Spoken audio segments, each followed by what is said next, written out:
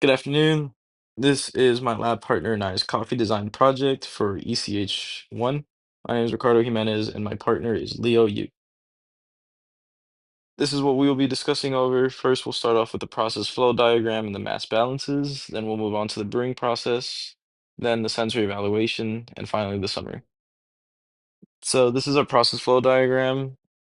It is just an explanation as to what we did and how it worked and where anything, where any grams of loss could have gone to and what we did exactly. So this is also our mass balances. It is pretty much just our values that we got in the end and the values we got for what. So massive green beans, the massive roasted beans, the massive water that we use, et cetera, et cetera. So our brewing process, we first started off with the Rwanda bean, and originally we were going to use the Colombian bean, but we decided to use the Rwanda instead as it gave us better results. And we did a medium roast as a dark roast. We were getting sour and bitter results, but with the medium, it was a mix of both. It was a sour, bitter, but it was perfect. So our first step was the roasting. We used the popcorn roaster and we roasted our beans for 3.5 minutes. We chose to do the popcorn roaster because we knew it was the most energy efficient and compared to the fresh roaster, where the kilowatts per hour was just about 2 times higher than it was for the popcorn roaster, and we still got the same results. The second step was grinding, of course.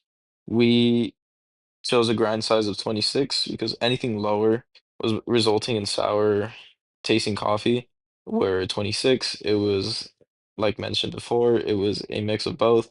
It was both sour and bitter, but it tasted good. Step three was heating the water.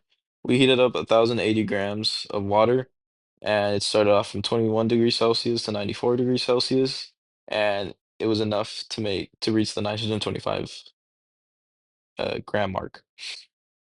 Step four was brewing. So in order to reach that limit by using the clever drippers, we had to use three clever drippers at the same time, each holding 20 grams of coffee. And to each, we added 360 grams of hot water. And we let this extract for 3 minutes because waiting waiting any longer would make the coffee taste way too sour. And as we poured the water in and we let it extract, we were mixing the coffee continuously because we just believed that was going to give us better results. And this is the amount of brewed coffee that we ended up getting in the end. This is our sensory evaluation. In terms of the graph, we got a sweet yet bitter and roasted coffee, which is, in my opinion, agreeable. And in the bottom right, it is the score that me and my partner gave to our coffee without knowing that it was ours.